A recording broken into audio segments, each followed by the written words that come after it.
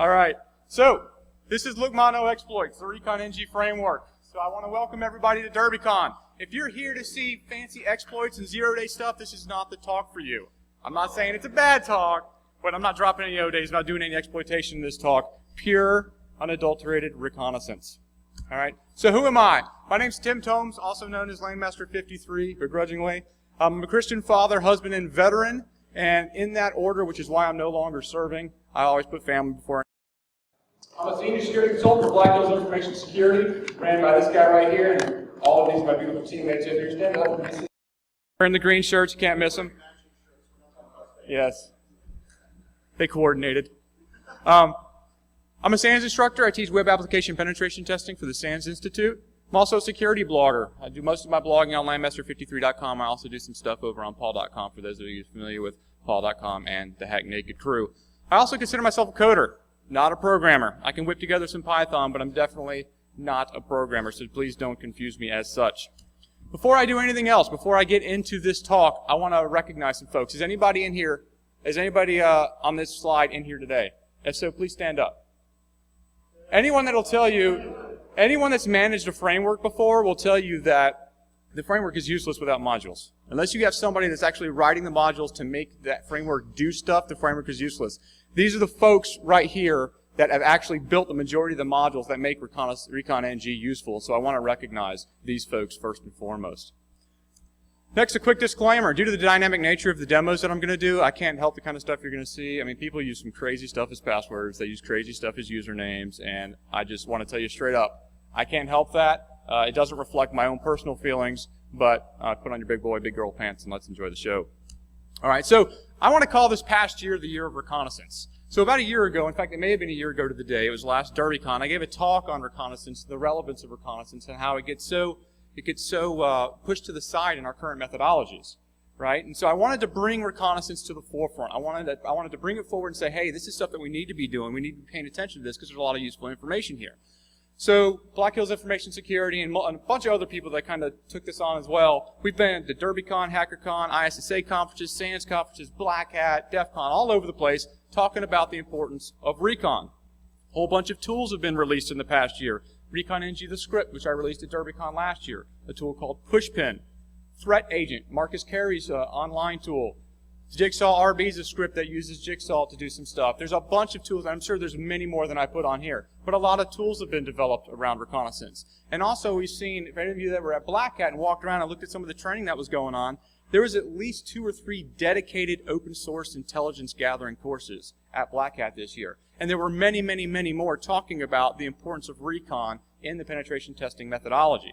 Okay, and then based on that stuff, a whole bunch of new resources have been developed that we can actually leverage during the reconnaissance process. So recon is relevant again. You know, this is awesome. Our efforts have actually made a difference. But to this point, we as an industry, we've really been focusing on traditional reconnaissance. So what do I mean by traditional reconnaissance?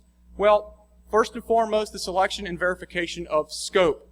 So if you're doing a Black Hat penetration test, you got to be able to find your scope, find your target. We're going to use reconnaissance to do that. But more importantly, because most of us are doing gray box and white box penetration testing, verifying our scope, going out and making sure that the host, the targets that we're giving to us are legitimate targets and that they're all inclusive, right? So I'll give you a quick story. There was a company, and I won't say that it was one maybe in the corner of the screen down here. We were doing a pen test, or they were doing a pen test, right? And customer gives us a scope, says, hey, here's our IP space, go attack it. So we start attacking it. We gain access to a network device of some sort via SSH with default credentials. Okay, and we're in, and we notice very quickly that the host name is something that's definitely not our client. So we go back to the client, we say, hey client, this particular device does not appear to be yours. Can you validate this IP space for us? And they came back and told us that, no, that's not our box, that belongs to so-and-so. And we went back and said, well, hey, this is the IP space you gave us. And they say, well, our IPs are in that space, but they don't actually own that entire space, okay? So validating our scope is absolutely critical because a lot of times you're talking to some middleman that's not the network engineer. He's just relaying some numbers that were given to him. And if the engineer giving those numbers doesn't understand what he's asking for, then we've got an issue. So verifying your scope is very, very important. We're going to use traditional reconnaissance to gather information, right? We want to gather stuff for authentication testing. Say we got username harvesting flaws. We need lists so that we can validate usernames. Password resets. We want questions. We want to be able to answer questions that people, what's your favorite dog? What's your mother's middle name or something like that. So we want to gather information for authentication testing. We want to gather information for social engineering, contact information, information about relationships between people, right? And also the ability to gather information for developing storylines. So that's all very important.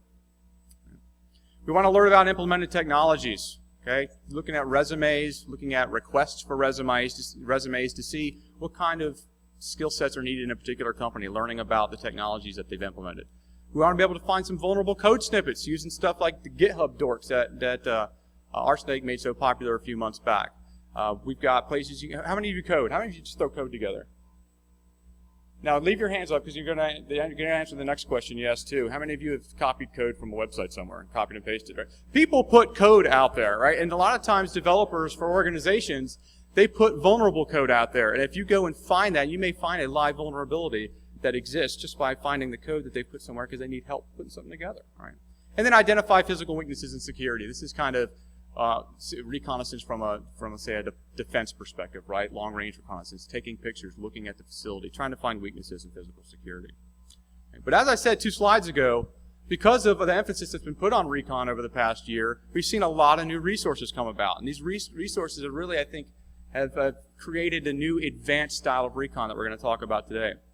Things that are included there is the ability to efficiently develop storylines. So instead of tracking people down manually using a search engine, we've got resources that will tell us where particular users exist on the internet. We just go to those places to get that information. Enumerate server-side technologies. There are services that are already fingerprinting the web-facing services for us, telling us what servers are running, what technologies are running on the back end. We can query those. Discover live vulnerabilities. There are companies now that are scanning the entire internet for stuff like cross-site scripting, SQL injection, blind SQL injection, XPath injection. We can just go to those websites and ask them, hey, have you seen any vulnerabilities on these websites? Discovering vulnerabilities. And we can harvest full credentials, right? We've all heard about network breaches where people's passwords and usernames, hell, many of you may have been involved in some of those network breaches. Well, there are companies out there whose entire business plan is to take that information, harvest it, and then turn around and sell it or make it available. Well, we can leverage that information in order to get clear text credentials to target websites, VPNs, things of that sort, without ever sending a packet to the network. And then we can conduct that remote physical security analysis from the comfort of our own home. Right? We can use something like Pushpin and social media that's geotagged to find pictures and videos of local places on the planet without ever actually being there. So what's our biggest restriction to penetration testing? It's something I harped on a bunch last year. Biggest restriction. Time, right? We don't have the time to actually accurately replicate what the true enemy would do. So if we don't have the time to do traditional reconnaissance, how on earth are we going to have time to do advanced reconnaissance, right? Who has the time? Well, the truth is, you do. Everybody has the time, using the Recon Ng Framework. Using the framework, we can do reconnaissance in about an hour, right? I'm going to do some here. We'll take about 30 minutes, hopefully, of demos to get it done. But if you're actually going to put a little bit of time in analysis, it takes about an hour to do a full recon. I think we've all got an hour we can spend to do this. There are some caveats to doing reconnaissance on open sources. The first one is you could possibly violate non-disclosure agreements or contracts. All right, something you definitely want to keep in mind. There's a couple of ways that you can get around this or comply with this. You can use anonymizing proxies to try to prevent the attribution of you to the information you're going after, or you can just get authorization. So at Black Hills Information Security, we make sure our clients know that we're going to be gathering this type of information from open sources, and we have them agree to it. If they don't want us to do that, then we don't do it, right? Authorization trumps all. So get it authorized, and then you can use these types of techniques. Active recon versus passive recon. I call it recon versus discovery, right? But a lot of folks say that, hey, if I'm sending packets to the target network, it's active reconnaissance. If I'm doing it on open sources, it's passive reconnaissance. We want to focus on passive reconnaissance. The other thing is not all data is free. I use a lot of APIs throughout the framework. Some of the APIs cost you nothing to get the keys. Others cost you about $60,000 a year at their lowest tier of access. Okay, so the information is not always free, and it varies in this level of value. It's up to you to make a decision which way, whether or not you actually want to pay for it. Okay. So what is the Recon Ng Framework? First of all, it's an interactive framework. It's not a menu-driven UI. Okay, so it's very, very much like Metasploit in the sense that you can interact with it using multiple different commands rather than just walk through a menu. All right, it's got the look and feel of the Metasploit framework. So I did this for a couple of reasons. Number one, I wanted no learning curve. I wanted people to be able to pick up the Recon Ng Framework, and if you've played with Metasploit, you could just use it. It just works. All the same commands work. It looks the same. It feels the same. People have given me grief about that, but I actually think it's a good move. I think it helps the industry and the users. It's modular, much like Metasploit, right? So everything's done within the framework through modules, and we'll talk about a bunch of those. It's data-driven, so everything is stored in a back-end database, and every module does one of two things. It either puts information in the database, or it takes information out of the database and manipulates it, okay? So everything's data-driven. It's scriptable using resource scripts. For those of you that use set and Metasploit and W3AF, you're very familiar with what resource scripts are. But I've also built in Recon CLI, which I released in Black Hat. Haven't heard much about it from the community, but it's one of my favorite things. It actually allows you to take all the functionality within the framework and run it straight from the command line, so you can bash script it and things of that sort. Very, very scriptable. It's heavily documented on the wiki. So if you tweet me and you say, hey, how do you do this? I'm just going to tell you to RTFM because there's a whole bunch of stuff on the wiki. I put a bunch of time into actually getting that stuff on there. So walking through how to get API keys, things like that. Heavily documented on the wiki. It's developer friendly because I have all the documentation on how to develop on the wiki. It's written in Python, native Python, no third-party modules, all right? Which is, I think, how many of you hate installing third-party modules to use a piece of software? All right? Only like 10 people? Come on. Really? All right. I don't like installing third-party modules. In fact, that's like the bane of my contributors' existence. Is they give me some awesome module that uses 3 different third parties, and I'm like, figure out how to do it in native Python. And then sometimes they get it back to me, sometimes they don't. But maybe one day I'll stop being so stubborn. You can get it at www.recon-ng.com.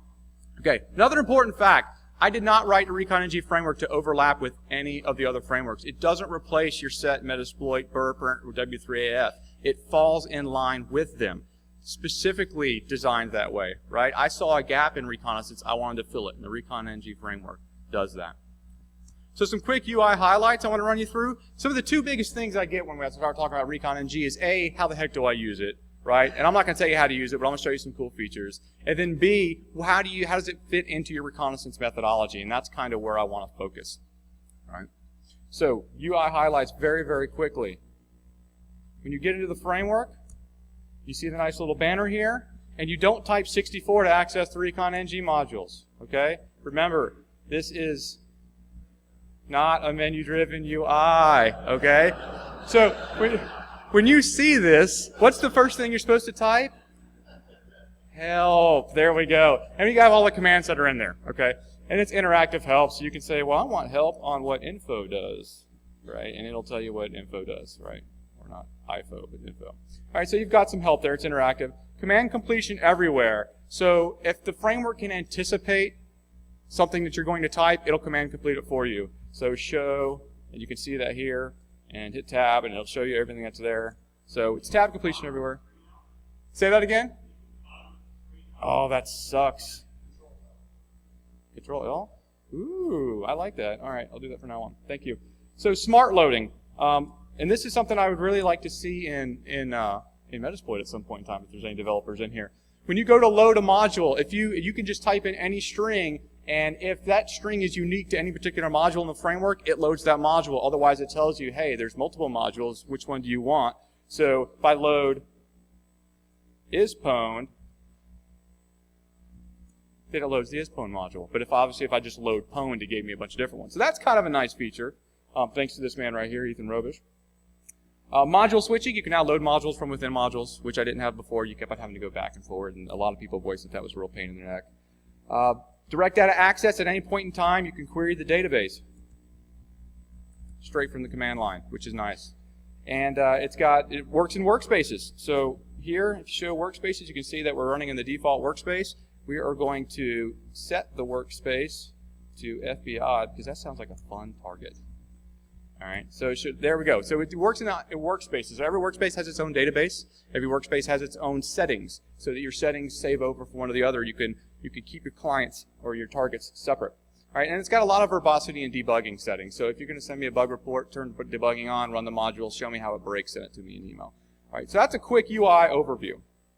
Don't want to do too much there because we're really interested in functionality. So how does it actually fit into my methodology? Well, I start with host harvesting, I move into context harvesting, then I go looking for credentials, then I do physical security stuff, and then I move on with the second phase of the methodology. Okay, so that's kind of what we're going to follow here. First thing I want to talk about is host harvesting. What are the reasons we do? What are the things that we do here? Some of it's traditional, some of it advanced. Well, we're doing scope selection validation, server-side enumeration, and even in some cases port scanning. I'll explain that when we get there, and vulnerability discovery. So there's a lot of different ways we can do scope selection or verification. We can use whois, that's kind of the standard go-to. AdSense and Google Analytics lookups. So how many of you use AdSense or Google Analytics at all in your web development? A couple of you? Well, what I like to do is go to my target websites and see if they're using it, and if so, do a reverse lookup on those analytics and AdSense IDs and find out what other hosts are being developed by that particular person, because that may be a direction, that may be an identifier that that host belongs to, it should be in scope, right? And you can do that at whois.com. We can use the search engine site directive. For those that aren't familiar with the site directive, you can narrow down all of your searches to a particular domain using the site directive. You can also remove domains using the site directive. So if you do site:sans.org, you see a bunch of responses there for www.sans.org and isc.sans.org. You could then use the minus sign to say -site www.sans.org, -site isc.sans.org, and it'll show you all the ones that aren't those. You keep doing that, eventually you have a Google version of a zone file transfer of sans.org. So that's a neat technique that we use. Use the Shodan hostname operator, which is really, really nice. Those that are familiar with Shodan will show us all the hosts that Shodan knows about with that particular domain. We can try to brute force DNS using something like Fierce or Carlos Perez's DNS Recon. We can use IP neighbors to actually then say, hey, well, I have this IP address. What other websites are virtually hosted on that same IP? And get those hosts back. And we can use geolocation as well. So let's demonstrate some of this capability. First thing I want to look at is Bing domain. That's using Bing uses the domain modifier like Google uses the site modifier. So let's load that, show our options. Actually, let's go back here and let's show options because we want to set some global options for the actual demo. Let's set the company to Federal Bureau of Investigation. Anybody here in the FBI? You're not going to tell me, are you? No, I didn't figure. All right. Set domain FBIgov. That might have some interesting responsive in it. All right, so we go here, we show options. It's already pre-filled out for us. We run it. It's going to go out and it's going to use that domain modifier to just pull a whole bunch of hosts from Bing for FBI.gov. And it's going to pull a lot of it. Now this sleeping to avoid lockout, what is that? It sleeps randomly somewhere between 7 and 15 seconds in order to prevent lockout from Bing. Does the same thing for Google. How many of you have been blocked by Google before? Because they thought you were a bot? Yeah. I bet your coworkers loved it, didn't they? Especially when you're on a natted network, right? Well, let's go ahead and just kill this because you see where this is going, right? Okay, so let's load the NetCraft module, and let's use NetCraft to do this as well. We'll see that the options, as long as we set them globally, they're pre-filled within the module. So set your global options, it'll save you time. It found a couple of additional modules for us. A couple of additional hosts. Shodan is down today for maintenance for those of you that were tracking Twitter, so I can't use I can't show you the Shodan hostname module at the time. But now I've got here, we can show dashboard here, I've got 75 hosts in the database that belong to FBI.gov. I can do show host and show those to you. You see them all in there.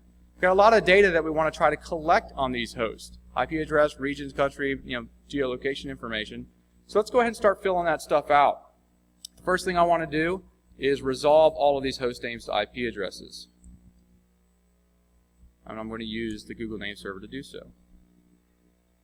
And we see that we now got IPs in here for those that actually resolve to something. Now that I have IP addresses, I can do some of those reverse IP lookups, right? So let's use Bing IP to do that. What we have, let me say something. All right, so showing the options here.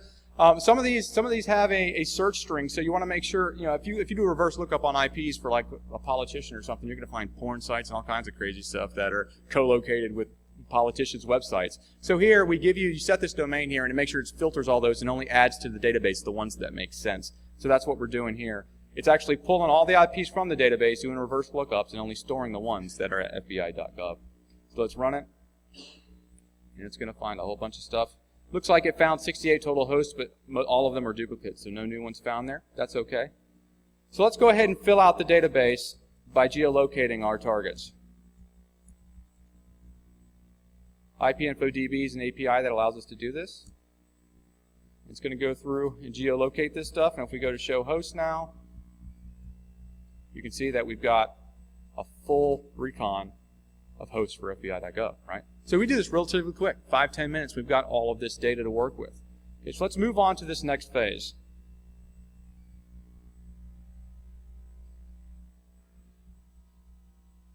Once we have hosts, we just did some traditional reconnaissance. Now we want to take it to the next level. We want to start digging deeper into the methodology.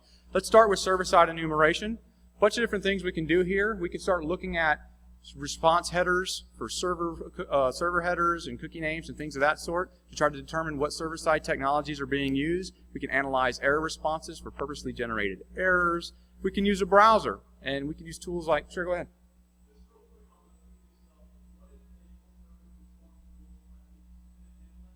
Yes. Yes, it can. Yep. He said, what if the host record response with multiple IPs doesn't handle that? It does. It creates additional records in the host table for that. Absolutely. Right.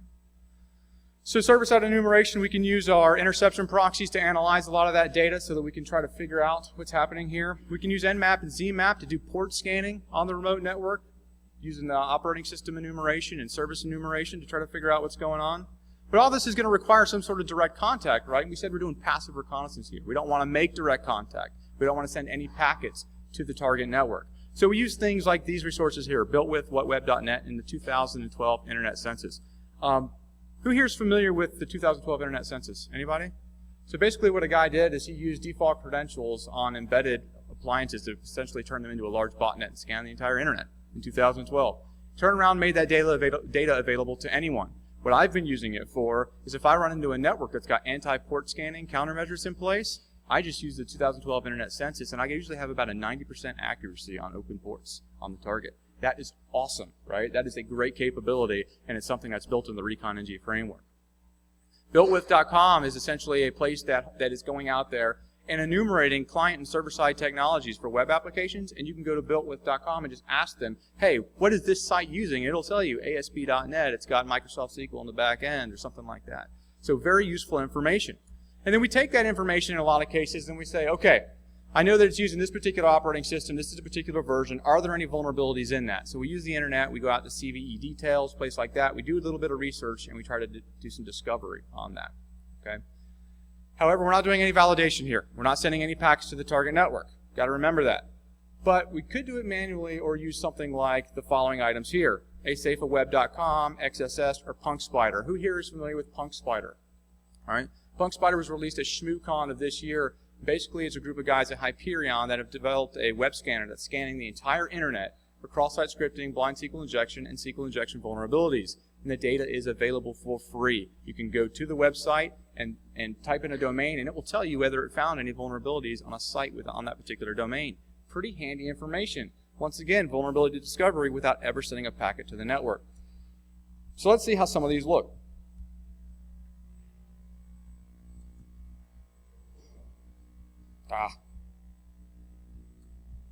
Is anybody keeping time by any chance? Or am I supposed to be doing that myself? So FBI.gov built what's going to go out, and it's going to say, hey, for FBI.gov, these are all the technologies I've seen. Pretty handy information. We go through here, do some manual analysis. We can figure out a lot about that website. So let's load PunkSpider. Here we have target, FBI.gov is our target. We run it here. And good for FBI, they don't have any vulnerabilities. But what does it look like when they do have vulnerabilities? Well, let's set the string to roadbike.de. Don't ask me how I know this. And we run it, and we see that there's a vulnerability there, or 5 cross-site scripting vulnerabilities. If we want details on that, we can set vulns to true. Yep. We can set vulns to true, run it again, and it will actually give you proof of concept URLs for all of the injections on that particular target. All right? So, pretty nice stuff. Hey. That clap is for the Hyperion guys. They're the ones actually collecting this data. We're just leveraging it, right? So pretty cool stuff. So I guess there is your 0 day that you were looking for. Anybody looking for exploits? Here it is right here. So PunkSpider provides that kind of capability to us, which is nice. And now let's load that census module. This is going to kill me. So basically what this does by default nature is it takes all the IP addresses from the host table and it does a port scan on them. Okay, so let's go ahead and run this. And it comes back and says, hey, do you have 80 and 443 open on each of these IPs? Basically what that means is all of our host names have resolved to those 2 IP addresses. So those are the only unique ones from the database. All right, so now we've got port scan data on it as well. At this point in time, we've done a pretty good job of collecting information on our target hosts, have we not? All right, we've got a lot of data to work with, and we've not even sent a packet to the network yet.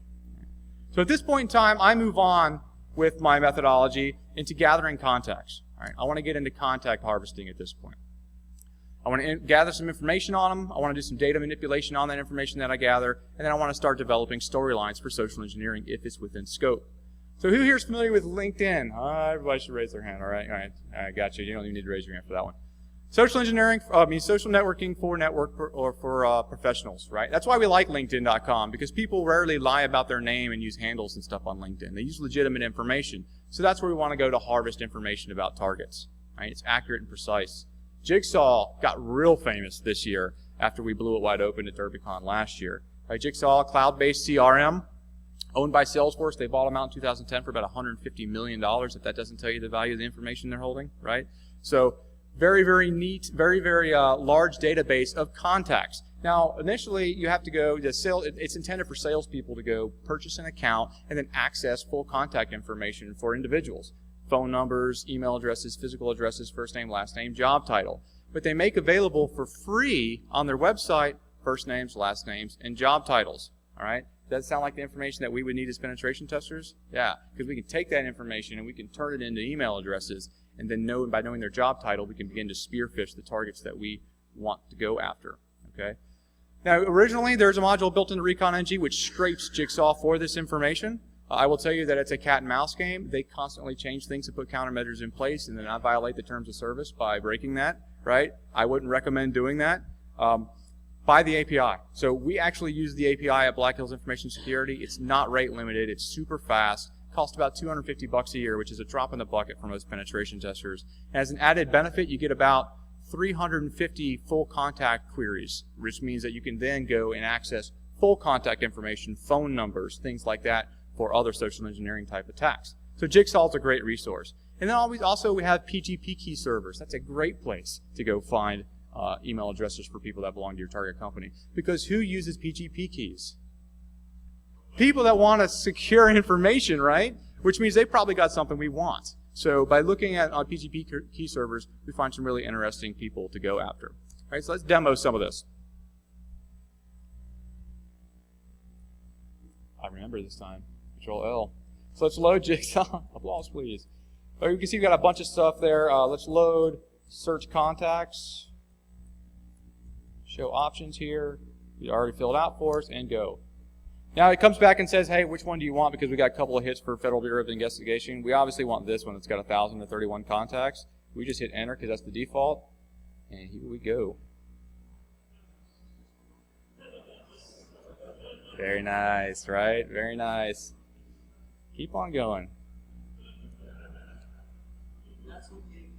That's with the API. The web one will do that as well. It just takes a lot longer. All right. So here if we go and we show our contacts now, we got a whole bunch of data in there. All right, but we're missing some stuff. I'm not even going to get in there. The columns here. So we're missing email addresses. We're missing. Actually, I think that's the only thing we're missing is email address. So we're harvesting contacts here. I would show you the LinkedIn module, but I think actually, let's try something. Load LinkedIn.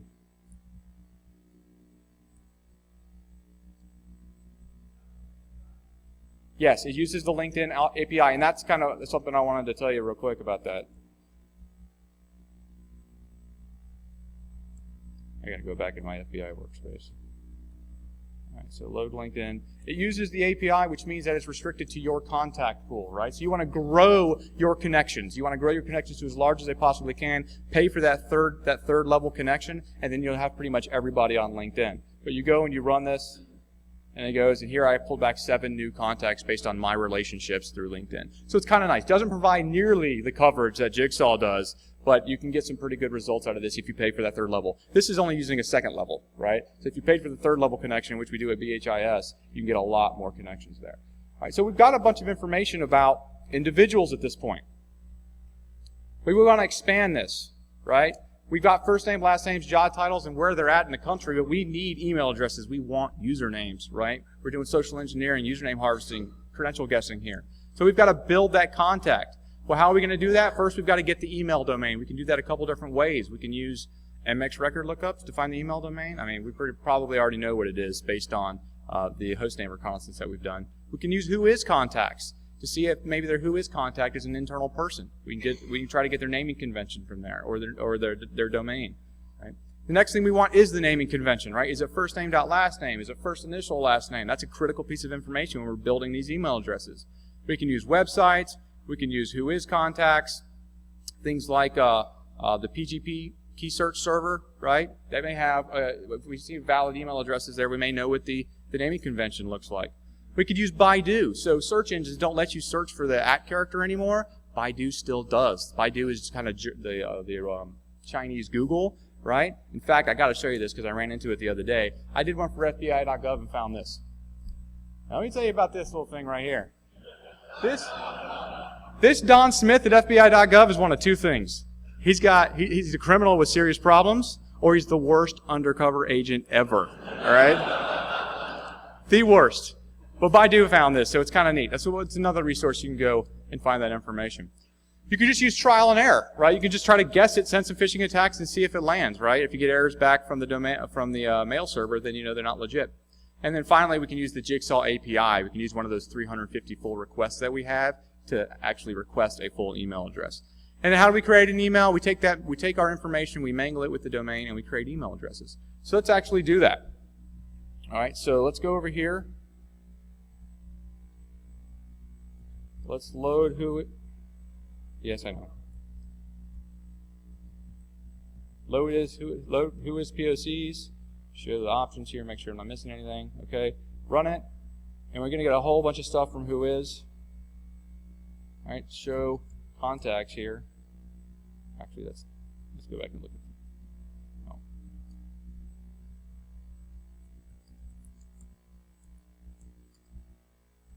You know what? Let's not do that. Let's go ahead and just run it again. It'll be faster. All right, so you can see we get a bunch of stuff here. My first name dot last name at FBI.gov, John.memo at ic.fbi.gov. Sort of looks here like it's first name dot last name, right? All right. So we can kind of begin to guess how this email thing's going to fold out or going to unfold. Let's try one more module though, just to validate that. Let's load the PGP search one. You don't need to see this. Just take my word for it. Make sure we got our option set. We run it, and we find a bunch of interesting stuff right here, right? Pretty cool. This looks like just first name, last name with no dot, right? Got some interesting stuff in here. People really enjoy giving the FBI a hard time. You should see the NSAs. Hey, run this against dude. There's some good stuff in there. But in any case, we'll go with first name dot last name, right? Just because it makes sense based on some of the data that we've seen. So we load a module called Mangle, and I'm not hitting Control-L. All right. Here we go. Load a module named Mangle, and this one's kind of neat. So you see we can set a pattern here, and this pattern is you have 4 different options: FI, FN, LI, and LN for first initial, first name, last name. You set a pattern, you apply it to all the information in the database, and it dynamically creates email addresses. So let's just run this. And there we go. We've got our 1,000 and something email addresses. Okay. So at this point in time, we've done a pretty good job of harvesting hosts, and we've done a pretty damn good job of harvesting contacts as well, all within about, what, 20, 30 minutes it's been? Okay.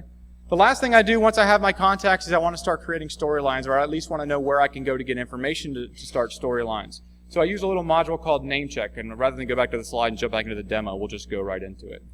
So let's load NameCheck, and NameCheck is a website, basically, that what they do is they allow you to go check and see if your if the username you want to have on a website is already taken. All right. Now, how great is that for us? We can just say, hey, where's this username at? And it tells us all these different places, so we can go right there and harvest information about our particular target. All right. So here we do show options. We have to set a username, and let's use Mubix. Anybody here know Mubix? He's all over the place, isn't he? Is Rob in the room? No? All right. Well, we're going to use him anyway. So let's set username. Yes. Most of it is free. We haven't got to the expensive stuff yet. NameCheck, and you can see here, it just starts going through and it starts finding out where the username MoveBase exists on particular resources. And there's like 180-something different resources that it'll go through. All right. This will take a long time to run. We're going to build threading into this eventually. We just haven't done so yet. But this is gives us a really good head start of where we can go looking for information about our particular target. Okay, so let me go ahead and kill this, and we'll move on. That's back to the NameCheck stuff. The last thing I do, once I've harvested hosts and I've harvested contacts, I want to try to find credentials. Okay? So the credential thing is fun or interesting. We talked about how some companies have made it their entire business out of harvesting these dumps, right? But we've got a couple of companies that do that. Should I change my password.com is one, and then owned list is the other. Should I change my password.com does not store credentials, whether hashed or clear text. Owned list does. Okay? Owned list stores that information and makes it available to us via their API, but it is very expensive. Quick note on that: if this owned list stuff interests you and you want to get in contact with them and you'd like pen testing firm prices, get a hold of me directly. Bring me your card, your contact information. I can put you in touch with some folks over there. Otherwise, if you go straight to them, it's ridiculous expensive. I'm talking their lowest tier is $60,000 a year. All right, so it's not cheap. All right. But once we've gone to own list and we've said, hey, here's a domain, give us all the credentials you know about it, we run into a problem. And that problem is that some people are just doing things right and they're hashing their passwords or credentials on the server side. Well, we can use hash database lookups on the internet to try to reverse some of those hashes and get the clear text from them. And that's what I do next. So let's jump into that demo. So the first thing I got here is I want to scope the domain to find out if there's any available creds there first. Before I go doing a bunch of work, I've got a let me do Control L here. I've got a module called isOwned. All right. And what it allows you to do is ask the API, does the FBIgov domain have any credentials associated with it in your database? And in this case, there's 179 sets of credentials. And you can look at the last one seen was August 19th. Right? About a month ago, or a little over a month ago. Chances are some of those credentials may still be active, may still be useful for accessing VPNs or the web application. Because normally they reset passwords, every 30, 60 days, 90 days, something like that. Right? So we're interested in this information. I know right off the bat whether or not I actually want to go after it. Now I've already harvested a bunch of usernames for FBI.gov. So the first thing I'm going to do is load a module called WebPwnList. And what this one does, I'll just go ahead and have it running while I'm talking to you about it. What this one does is it goes and it uses the owned list website front end to scrape for each particular user. Right? So this is not using the API, and this is absolutely free. And as you can see, when it gets a hit, it tells you when it's seen it and how many times it's seen that particular username. This could take a very long time to go through the 1,200 users that we've harvested. So we're not going to do that, and we're just going to say, hey, I want all the creds for FBI.gov, all 179 that I know owned list has. So what I do is I load the domain creds module, show the options here, real simple, run it. And the first thing it does is say, hey, this is going to decrement your quota by 10,000 queries. This request on the $60,000 price mark is about $600 for those of you that pay full price for this thing. It's an expensive request. Is the data worth it? That's up for you to decide. However, to me it is, especially right now. And so we go here, we say yes, and it dumps out a whole boatload of creds to the database, right? So let's go here.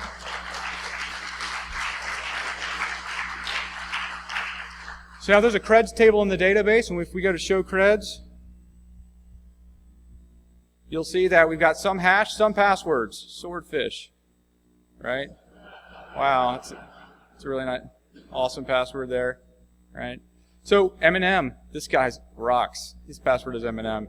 All right, but we got hashes. We want to try to get rid of some of these hashes. So we've got a module in here called LeakedDB. For those of you that aren't familiar with the LeakedDB website, it's a very, very thorough reverse hash lookup resource. So let's go and let's run it. It's going to pull all those hashes and it's going to try to reverse them. Sometimes you get varying levels. All right. So, you wait, you haven't seen the good one yet. So we have TTP about 10 seconds. So we've got, I can't even remember what I was going to say now. But in any case, LeakedDB. Yeah. Boy, these FBI fellows, right? Yeah. What can you do, right? So yeah, that was fun, right? All right. So we go back here now, we show creds. We got a lot of data to work with. A lot of data to work with, right?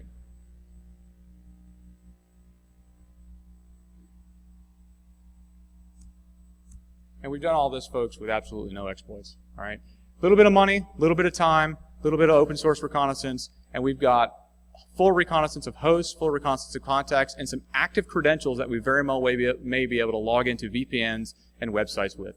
And I'll tell you, firsthand experience, we've had, I think, 2 assessments where we've gone into the assessment, we're able to log directly into either a website or a remote VPN without ever having touched the environment prior to that, right? Black box testing, logging straight into the environment. And if we can do this as penetration testers, what can nation states and real bad guys use it for, right? Serious stuff here, but very, very, very strong capability that it provides us. What time do I got here? Anybody got time? 5 minutes? Okay, good deal. Perfect. So the next thing I'll do once I've gone this far is I'll do some physical reconnaissance using a tool I call Pushpin. For those that aren't familiar with Pushpin, it's a geotagged social media aggregator. So basically it takes stuff like Twitter, or tweets from Twitter, images from Picasa and Flickr, videos from YouTube, and Shodan output that's been geotagged, which means that it's been uploaded to those resources with GPS data attached to it. It searches them, pulls all of them down within a certain radius of a point on the globe that you give it, and then plots it on a map for you and gives you all of the information. So that you can literally go, for those of you that were at the talk last year, I ran Pushpin against Building 1, Cupertino, California. Was it the Apple headquarters, whatever it was? And we had pictures of the inside of the entry control points, outside of the entry control points. People posted pictures of their badges. There's some guys on YouTube that documented them wanted to sleep outside the building, and so they documented the whole process of how they got past the guards in order to do so. Right? All this information we can leverage to then go and do physical reconnaissance of the target without ever actually setting foot around in the surrounding area. Right? So now Pushpin's been integrated into Recon Ng. It's no longer a separate script. Some benefits that brings with it is now you have continuous data. Twitter cycles, about every 36 hours? Once 36 hours has passed, you're lucky if you can get an old tweet. Well, if you've got the Pushpin modules running once every couple of days, all that data is stored in the database, and it can just continues to update the data. And you can have a really, really complete look on what the physical environment looks like. Right? And also, it's very extensible now. Anybody that knows of a particular resource that would be really good for this, you can go build that module for Recon Ng and extend the capability of Pushpin. So beyond reconnaissance with Recon Ng, it's got some discovery modules built into it. Some guys have put together some really neat stuff here that'll actually search on a particular web page for exploitable pages, that stuff that are known exploits, certain cold fusion pages and stuff like that. DNS cache snooping for AV detection. This is something that Rob Dixon put together about a year ago in a script, and we implemented into Recon Ng. It's really nice for trying to detect what AV is running on your target network. We have also discovery modules that look for backup files in certain spaces and interesting files such as server status, and I think it's ELSA on .NET. Basically, they're server status pages that are public facing. Right, so some good information you can get through these discovery modules, and then just recently I moved into exploitation by writing a couple of modules that do XPath brute forcing and that leverage command injection vulnerabilities. So one thing that was pointed out to me at Black Hat was that the framework is just a perfect model for doing a lot of this stuff. Even though its original purpose is open source reconnaissance, there's some really neat capability there, and we can build this thing into something much larger, although the focus right now is passive reconnaissance. Now, what good is a tool without some level of output, some level of reporting? There's some reporting built into it. All right, there's some stuff that's for analysis you can output to CSV so that you can import it into Excel and look at the data that way. You can create the Pushpin reports, obviously, for your analysis there. For compatibility, you can output straight lists of, say, like email addresses or passwords or usernames to use in those different types of attacks we talked about earlier. And then obviously for your deliverable, there's an HTML output that you can sanitize and actually give to the customer that says, here's all the data that we harvested on you during the reconnaissance process. So that's Recon Ng, everyone. Thank you very much for coming to the talk. This will probably be the last time I give it for a while.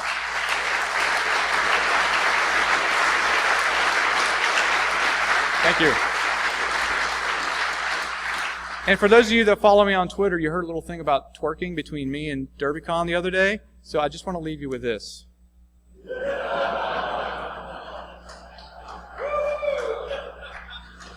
If there's any